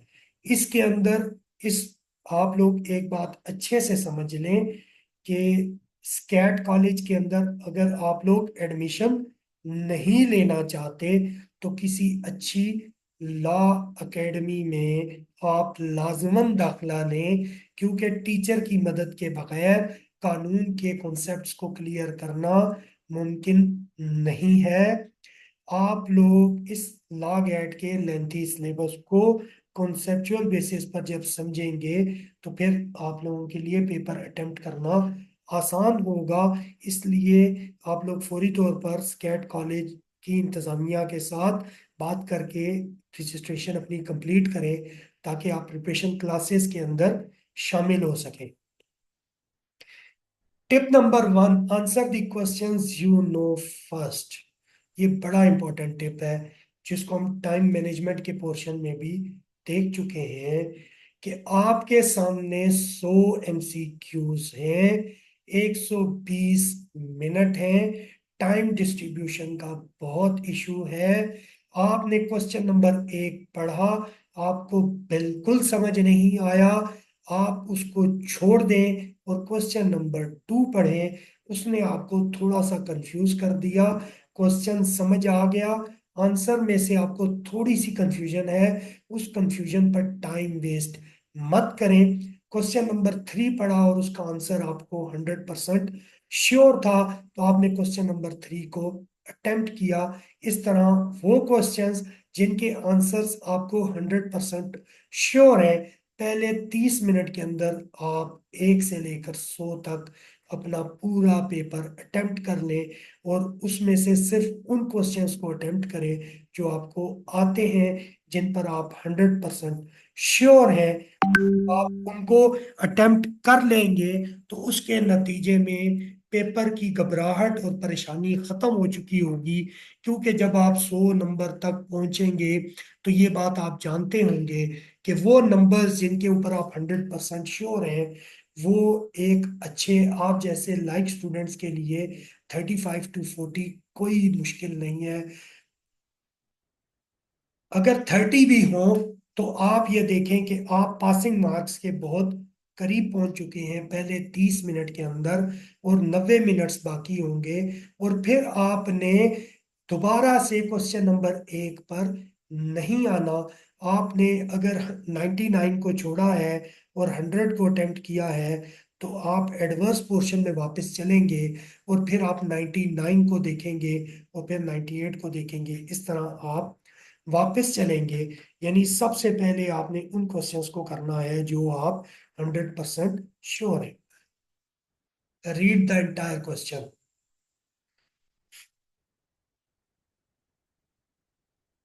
Read the entire question. बाज औक़ात ऐसा होता है कि आप क्वेश्चन के इब्तदाई चंद वर्ड्स को पढ़ते हैं तो आपको ऐसा लगता है कि इसका जवाब आपको मालूम है, और आप जल्दी से जाकर आंसर शीट पर अपने समझ के मुताबिक दुरुस्त आंसर के ऊपर दायरा लगा देते हैं। ये ब्लंडर है, गलती नहीं, ये ब्लंडर है। आपको पूरा क्वेश्चन पढ़ना है, क्योंकि लॉग एट के क्वेश्चन के अंदर बाज औक़ात एग्जामिनर छोटा सा ट्विस्ट डाल देता है, बात को पॉजिटिव से नेगेटिव करके उसका आंसर टोटली बदल देता है। जब आप एक दायरे के अंदर फिलिंग कर चुके होते हैं तो उसके बाद आप उस दायरे के हिस्से को पेपर से फाड़ें, उस दायरे के बजाय आप दुरुस्त दायरे के ऊपर दोबारा से दायरा लगाएं, उसको क्रॉस करें कि एग्जामिनर इसको दुरुस्त करेगा। मैंने आपको बताया कि कंप्यूटर चेक कर रहा है तो वो उसको दुरुस्त नहीं करेगा, वो हर सूरत में आप नंबर लूज कर जाएंगे। और अगर ये गलती आप कर चुके हो तो उसका उसका अगला हिस्सा ये है कि आप फॉरगेट इट, भूल जाएं उसको और आगे बढ़ें। एक गलती के चक्कर में अपना बाकी पेपर बिल्कुल भी खराब मत करें। Answer it in your mind first. आपको क्वेश्चन समझ आ गया, उसका आंसर आपको मालूम है, तो आप फौरी तौर पर जाकर आंसर के ऊपर मत फिलिंग करें। आप चंद सेकंड्स का टाइम लें, उन उसके अंदर आप उसको उसकी करेक्टनेस को अपने आप से दोबारा चेक करें, अपने आप से बात करें। उसके अंदर कुछ चीजें अहम हैं, जैसे use the process of elimination. ये क्या है? Use the process of elimination ये है कि जो पोर्शन का जो उसकी ऑप्शन आपको एमसीक्यूज के अंदर करेक्ट लग रही है उसको आप जहन में रखें, और बाकी 3 ऑप्शंस को आप गौर से पढ़ें। उनमें से जिस जिस ऑप्शन के ऊपर आप 100% श्योर हैं, अगला टिप भी यही है, इन दोनों को हम मिला के पढ़ लेते हैं। Eliminate the wrong answers. वो जो पोर्शन उसके जो ऑप्शंस गलत हैं आप अपने जेहन में उनको माइनस कर दें। इस तरह आपको पता लग जाएगा। आप पहले उसको एलिमिनेट करें और फिर करेक्ट आंसर के ऊपर जाके आप दायरा लगा के उसको आप फिल कर दें। इस तरह आपका मार्जिन ऑफ एरर, गलती का चांस बहुत कम हो जाएगा। ये एक अहम टिप है अपने लॉग एट के एमसीक्यूज को फिल करने के लिए। रीड एवरी आंसर ऑप्शन ये भी इसी से रिलेटेड है कि जल्दबाजी नहीं करनी। जहां आपको एमसीक्यूज में करेक्ट आंसर मिल गया, फौरन भाग के जाएं और उसको दायरा लगा दें। होगा क्या, मिसाल के तौर पर सम टाइम ऐसा होगा कि आपने क्वेश्चन पढ़ा, उसका और ऑप्शन ए करेक्ट है, और आपने जाकर ऑप्शन ए को फिल कर दिया, तो ऑप्शन बी और ऑप्शन सी भी करेक्ट थे, और ऑप्शन डी में लिखा हुआ था ऑल ऑफ द अबव। तो अब आप जाके आंसर शीट पर ऑल ऑफ द अबव को भी भरते रहे, या आप चारों को जाके भर दें, तो आपका आंसर कंप्यूटर क्या करेगा, गलत कर देगा, उसका आपको नंबर नहीं मिलेगा। इसलिए आप ऑप्शन फिल करने से पहले चारों ऑप्शंस को तसल्ली से पढ़ लें। Select the best answer. अब आ गया ऑप्शन, नेक्स्ट स्टेज। आपने आपने जो आंसर्स 100% श्योर थे, 100 में से 1 से लेकर 100 तक पढ़ लिए। पहले 30 मिनट के अंदर आपने 30 से 40 के दरमियान 100% करेक्ट आपने आंसर्स लगा दिए। उसके बाद आपने उन ऑप्शंस को फिल करना है जिनमें आप कंफ्यूज थे कि ये इन दो में से कौन सा ऑप्शन दुरुस्त हो सकता है। तो आपने ये करना है कि उन दो, अगर दो ऑप्शंस आपको करेक्ट लग रहे हैं, तो उनमें से जो ज्यादा बेहतर आपको लग रहा है, जो बेस्ट आपको ऑप्शन लग रहा है, उसको आप सिलेक्ट कर लें। Pay attention to these words. अच्छा जी, कौन से वर्ड्स हैं जिनको अटेंशन देना ज्यादा जरूरी है? Pay particularly close attention to the words not, sometimes, always and never. ये वो वर्ड्स हैं जो हमने पीछे एक चीज पढ़ी कि आप क्वेश्चन को पूरा पढ़ें, जल्दबाजी ना करें। ये वो वर्ड्स हैं जो बाज औकात आपके क्वेश्चन की सेंस को, आपके आंसर की सेंस को ट्विस्ट करके बिल्कुल तब्दील कर देते हैं, जिसके नतीजे में आंसर जो आपने एमसीक्यूज में रटा होता है वो उससे उलट हो जाता है, और आपका जो है वो करेक्ट आंसर रॉन्ग हो जाता है, और आप एक आसान एमसीक्यू जो आप इजीली हल कर सकते थे, इन वर्ड्स को इग्नोर करने के नतीजे में आप गलत कर सकते हैं। Make an educated guess. अब आपका तीसरा स्टेज आ गया कि 99 से आप वापस 1 तक आ गए। तो आपने जो जिन आंसर्स में कंफ्यूज थे उनको हल करने का तरीका सीख लिया। अब आपका तीसरा स्टेज है, लास्ट एंड फाइनल स्टेज है, जिसमें आपका ज्यादा इन्हिसार गैस के ऊपर है। तो गैस के अंदर आपने गैस सिर्फ तुकबंदी पर नहीं करना। जो एलएलबी में आपने पढ़ा था, जो कॉन्सेप्ट्स आप लॉ गेट प्रिपरेशन क्लासेस में लेंगे, उस एजुकेटेड आपका लीगल सेंस आपकी जो कहती है, आपका लीगल माइंड अप्रोच कहती है कि ये दुरुस्त हो सकता है, तो उसको आपने सिलेक्ट करना है।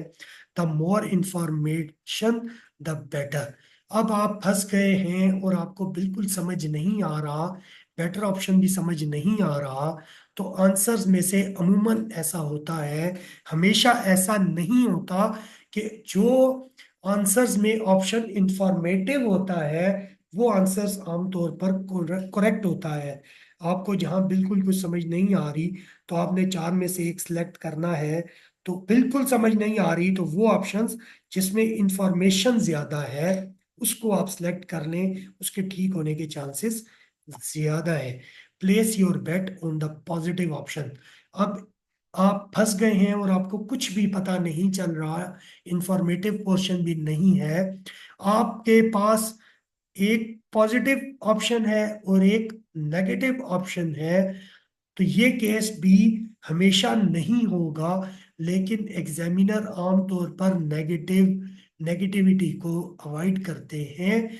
आपने अपनी जो आपने जो ज्यादा इंपॉर्टेंस देनी है वो पॉजिटिव वाले फैक्टर को देनी है, पॉजिटिव वाले ऑप्शन को देनी है। इस तरह बहुत ज्यादा चांसेस है कि आप अगर 4 5 6 गैस करते हैं तो उसमें से 2 3 ठीक हो जाएंगे, और आपके पास होने के चांसेस बहुत बढ़ जाएंगे। All of the above and none of the above. आपको जब भी इनका सामना हो तो आपने क्या करना है, आपने जब भी इनसे इनकाउंटर हो तो आपने चॉइसेस को बहुत तवज्जो से देखना है। मिसाल के तौर पर ऑल ऑफ द अबव का ऑप्शन है एक डी में, और तीन ऑप्शंस ऊपर है, लेकिन आपको ए करेक्ट लग रहा है, बी करेक्ट नहीं लग रहा, सी आप डाउटेड है, तो इसका मतलब है कि ऑल ऑफ द अबव नहीं हो सकता, क्योंकि बी करेक्ट नहीं है। Common sense. और जब आप पेपर कर रहे हैं तो आपने इस कॉमन सेंस को वहां इस्तेमाल करना है। इसी तरह नन ऑफ द अबव में अगर आपको ए ऐसा लगता है कि वो करेक्ट है, बी डाउटफुल है, सी डाउटफुल है, तो डी लिखा हुआ है नन ऑफ द अबव, तो आप ये समझ लें कि ए आपको जब करेक्ट लग रहा है तो नन ऑफ द अबव नहीं हो सकता, क्योंकि एक तो इसमें से करेक्ट है, इसका मतलब है कि बहुत ज्यादा चांसेस हैं कि ए ही उसका करेक्ट आंसर हो। तो ये एक टिप है आपको एमसीक्यूज को फिल करने की। अब हम चलते हैं जी। when there are seemingly two correct answers, आपने तब हर सूरत में all of the above option को एडॉप्ट करना है। मतलब क्या है? मतलब ये है कि आपके सामने एक एमसीक्यू आया, ऑप्शन ए आपने कहा करेक्ट है, option net connection problem, sorry. अच्छा, आपके सामने एमसीक्यूज में एक ऐसा क्वेश्चन आया जिसका ऑप्शन ए आप जानते हैं कि करेक्ट है, ऑप्शन बी भी आपको लगता है कि करेक्ट है, लेकिन थोड़ा सा डाउट है, सी पे आपको बहुत ज्यादा डाउट है, लेकिन डी में लिखा हुआ है ऑल ऑफ द अबव, तो आप ए बी सी को छोड़ दें और ऑल ऑफ द अबव को इख्तियार कर लें। बहुत ज्यादा चांसेस हैं कि आपका ये ऑप्शन करेक्ट हो जाएगा, क्योंकि ए तो आपको श्योर है कि ठीक है, बी आप डाउटेड हैं कि ठीक भी हो सकता है, गलत भी, 50-50 है, सी पे आपको ज्यादा डाउट है, लेकिन ऐसी सूरत में इस बात का बहुत ज्यादा चांस है कि ऑल ऑफ द अबव वाला ऑप्शन जो है वो करेक्ट है। इसके अंदर एक और अहम टिप ये है कि आप लोगों को some time answer question sheet के अंदर मौजूद होता है, क्योंकि आप कानून पढ़ रहे हैं। एक एक्ट के बारे में क्वेश्चन किया गया कि ये एक्ट 1872 का है, 1871 का है, 1873 का है, या 1874 का है, 1871, 1870, 1872, 1873, इस तरह के ऑप्शंस दिए हुए हैं। लेकिन दो तीन चार एमसीक्यूज के बाद एक एमसीक्यू के अंदर क्वेश्चन में वही कोड को मेंशन किया गया है और उसका करेक्ट ईयर मेंशन किया गया। इन दैट केस आपको सम टाइम ऐसा होता है, क्योंकि ये लॉ एड का पेपर है, लॉ से रेलिवेंट कोई चीज उसी क्वेश्चन पेपर के अंदर आंसर मिल जाता है, तो उसको भी आप, इस इंफॉर्मेशन को भी आप हाजिर दिमागी से इस्तेमाल कर सकते हैं। जनाब अली, अब आप लोगों का सवाल असद अब्बास साहब सरगोदा से। सर, आपने क्वेश्चन किया था, इसका मैंने आपसे अर्ज की थी कि इसका जवाब थोड़ी देर बाद देंगे, लेकिन मेरा ख्याल है कि मैं प्रेजेंटेशन के दौरान, ओरिएंटेशन के दौरान, दरमियान दरमियान में आपको काफ़ी सारी बातों के जवाब अज खुद से देता चला गया हूँ, जो मेरा जहन में था कि मैं इस पोर्शन पे, इस स्टेज पे आपको बताऊंगा। स्कैट कॉलेज आपको कैसे पढ़ाएगा या स्कैट कॉलेज में हम कैसे पढ़ेंगे, तो बुनियादी बात ये समझ लें कि मैं आपका टीचर नहीं हूँ। I am not your teacher, I am a law student. चाहे वकालत में 18 साल हो गए, लेकिन आप सारी जिंदगी सीखते हैं। मैं आपके साथ बैठकर लॉ को सीखूंगा, हम मिलकर लॉ को सीखेंगे। हम सिर्फ उस पोर्शन को सीखेंगे जो आपके लॉ गेट टेस्ट के अंदर आना है। पूरे लॉ को सीखने के लिए नहीं बैठे हुए, हम मिलकर लॉ को सीखेंगे, उस पोर्शन को जो लॉ गेट के सिलेबस में शामिल है। इसके अलावा एमसीक्यूज को हम एमसीक्यूज के रट्टे की शक्ल में नहीं करेंगे, एमसीक्यूज को हम बदल बदल के, शक्लें बदल के देखेंगे। हम उसके अंदर कुछ ऐसे ऑप्शंस देखेंगे कि एमसीक्यूज को कैसे ज़्यादा बेहतर तरीके से तैयार किया जा सकता है कि एग्जामिनर कितना ही ट्विस्ट करे, हम उसको आसानी से हल कर सके।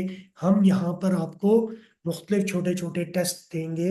और मॉक टेस्ट फाइनली हमने लेना फिजिकल अपने स्टूडेंट्स के लिए है। जो स्टूडेंट्स फिजिकल क्लास अटेंड करेंगे उनके लिए तो बहुत अच्छा है, वो मॉक टेस्ट आके दे सकेंगे।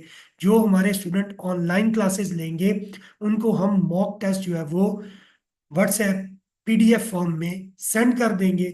और आप लोगों को हम ये बताएंगे कि आप लोग किस तरह बैठ के अपने आप को अलहदा कमरे में बैठा के 120 मिनट के अंदर उस मॉक टेस्ट को खुद फिल करें, खुद अपने एग्जामिनर बने, खुद अपने चेकर बने और अपनी गलतियों को समझें। और उस मॉक टेस्ट के बाद आप हमसे मजीद गाइडेंस लेना चाहें तो refresher course free of cost है। अदरवाइज आपको उस मॉक टेस्ट के अंदर पता लग जाएगा लॉग एड के ओरिजिनल टेस्ट में अपीयर होने से पहले कि आप कहाँ खड़े हैं, आपकी तैयारी कितनी है, किस किस पोर्शन में क्या कमी है। वो मॉक टेस्ट इंशाल्लाह HEC के पेपर पैटर्न पे होगा। और वो मॉक टेस्ट आपको लॉग एड को पास करने में बहुत ज़्यादा हेल्पफुल होगा। इसको बिल्कुल हल्का मत लें। वो mock test law preparation classes के फौरन बाद लिया जाएगा।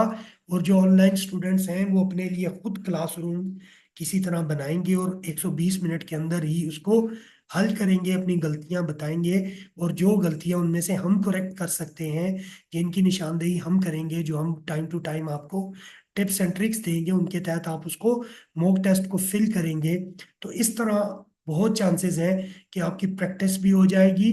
आपकी जो लॉग एड टेस्ट का आपके ऊपर एक प्रेशर है वो बिल्कुल खत्म हो जाएगा। आपको कॉन्फिडेंस आ जाएगा कि आप लॉ गेट को पास कर सकते हैं। और ये मॉक टेस्ट जो है वो ये प्रैक्टिकल बेस्ड लर्निंग जो है ये स्कैट कॉलेज का एक ये यूनिक आइडिया है। इंशाल्लाह इसकी आप लोग बहुत अच्छे से लॉ गेट की तैयारी कर सकेंगे।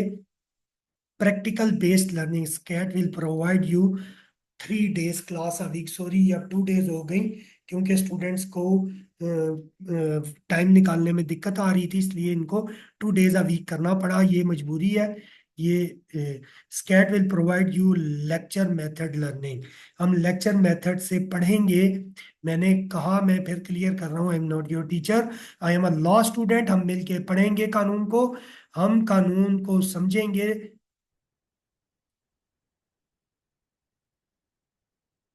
SCAT will clear your concepts of law. हम कॉन्सेप्ट्स ऑफ लॉ को मिलके क्लियर करेंगे, मुश्किल लीगल टर्मिनोलॉजी को आसान बनाकर समझेंगे। और जब लॉ की कॉन्सेप्ट हमें आ जाएगा तो फिर जो है वो हम इस काबिल होंगे कि हम लॉ गेट को इजीली पास कर सके। SCAT will provide you daily practice test. ये डेली प्रैक्टिस टेस्ट आपको ये कॉन्फिडेंस देगा, आपके ओवर कॉन्फिडेंट को भी दूर करेगा और आपके लैक ऑफ कॉन्फिडेंस को भी दूर करेगा। आपको पता लग जाएगा कि आपने दायरों को कैसे फिल करना है, इंक कैसे ना फैले, कौन सा बॉल पॉइंट दायरों को फिल करने के लिए अच्छा है। और आपको ये पता चलेगा कि कौन सी गलतियों को अवॉइड करना है, आंसर देते वक्त जल्दबाजी नहीं करनी। ये जितने टिप्स एंड ट्रिक्स बताए हैं इनको आप प्रैक्टिस में लाएंगे तो इंशाल्लाह प्रैक्टिस के नतीजे में practice makes a man perfect. आप लोग लॉ गेट को टेस्ट को पास करने में परफेक्टली इंशाल्लाह तैयार हो सकेंगे। SCAT will provide you refresher course और extra classes for free if needed. इंशाल्लाह अगर आप लोगों ने प्रिपरेशन क्लासेस को टाइमली अटेंड किया तो आपको इस रिफ्रेशर कोर्स, इस एक्स्ट्रा क्लासेस की ज़रूरत पेश नहीं आएगी। लेकिन ये रिफ्रेशर कोर्स या एक्स्ट्रा क्लासेस जो है मॉक टेस्ट के बाद होंगी। इंशाल्लाह इंशाल्लाह रब की ज़ात पर यकीन करता हूँ कि हम इस रिफ्रेशर कोर्स को आपके लॉग एड के ओरिजिनल पेपर से 3 4 5 दिन पहले ख़त्म कर दें ताकि मॉक टेस्ट लें और मॉक टेस्ट के बाद आपके पास 2 से 3 दिन हो। अगर आप लोगों को एक्स्ट्रा क्लासेस या रिफ्रेशर कोर्स की ज़रूरत पेश आए तो स्कैट फ्री ऑफ कॉस्ट आपको रिफ्रेशर कोर्स या एक्स्ट्रा क्लासेस प्रोवाइड करेगा।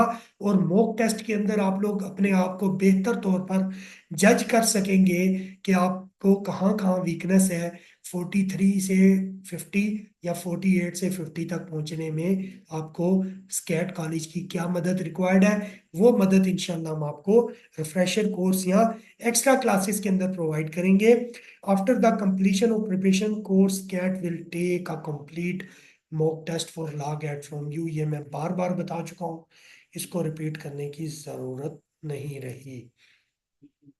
How SCAT will help you in preparation passing the LAGAT? LAGAT को पास करना बहुत जरूरी है। LAGAT का प्रेशर बहुत ज्यादा था, आप इसका प्रेशर बिल्कुल खत्म कर दें, अपना प्रेशर स्कैट कॉलेज के हवाले कर दें। स्कैट कॉलेज चंद रुपयों के लिए आपका ये प्रेशर अपने सर लेने को तैयार है, आपकी मदद के लिए तैयार है। क्या आप स्कैट कॉलेज को ज्वाइन करने को तैयार हैं? अब बॉल आपके कोर्ट में है। स्कैट कॉलेज क्या करेगा? By way of teaching making the lengthy syllabus look easy. ये जो लेंथी सिलेबस है आपका लॉ गैट का, जो आपके जहन के ऊपर बड़ा बोझ बना हुआ है, इंशाल्लाह इसको ऐसे मेथड से, ऐसे तरीकों से पढ़ाया जाएगा कि आपको ये अपना सिलेबस आसान नजर आएगा। Teaching the tips to solve the law GAT test easily, ये बार बार रिपीट कर चुका हूँ बात, कुछ टिप्स आज दे दी हैं, कुछ टिप्स आपको टाइम टू टाइम जब हम जो लॉ पढ़ रहे होंगे उसकी टिप्स उसके साथ साथ इंशाल्लाह देते रहेंगे। जितनी टिप्स हम जानते हैं कोशिश करेंगे मैक्सिमम आपको ट्रांसफर करें ताकि आप लॉ गेट को पास कर सकें। Teaching the time management in preparation and during the test of law GAT, ये बहुत अहम पोर्शन है मेरी नज़र में। ये आपको टाइम मैनेजमेंट की तैयारी कराएंगे और इस टाइम मैनेजमेंट का असल टेस्ट होगा आपके लॉग एट के मॉक टेस्ट के अंदर। जब आप मॉक टेस्ट में अपियर होंगे तो आपको ये पता लगेगा कि टाइम मैनेजमेंट जो थी आपको प्रिपरेशन के लिए भी और लॉग एट को अटेम्प्ट करने के लिए भी, ये प्रिपरेशन क्लासेस में आप सीख चुके हैं, कुछ चीज़ें आज आप सीख चुके हैं।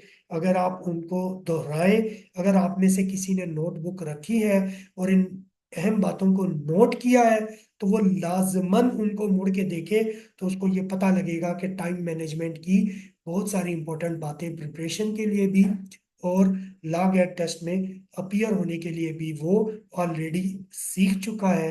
इंशाल्लाह मजीद हम प्रिपरेशन कोर्स के अंदर सीखेंगे, मिलके सीखेंगे। SCAT will provide you the important MCQs that may come in your law GAT test. हम इस बात को यकीनी बनाएंगे, हम पूरी कोशिश करेंगे, अपनी स्कैट कॉलेज की पूरी टीम को इसके पीछे लगा देंगे कि वो एमसीक्यूज जो बार बार रिपीट होते हैं या अक्सर औकात रिपीट होते हैं वो एमसीक्यूज निकालें और उन एमसीक्यूज को पीडीएफ फॉर्म के अंदर ऑनलाइन स्टूडेंट्स को भेज दें, उनको आप प्रिंट ले लें और उन एमसीक्यूज को इस दौरान प्रिपरेशन क्लासेस के दौरान आप तैयार करने का तरीका सीख चुके होंगे। अगर आप सिर्फ उन एमसीक्यूज के करेक्ट आंसर्स को रट के जाएंगे तो ये बात समझ लें कि आप लॉगेट पास नहीं कर सकते।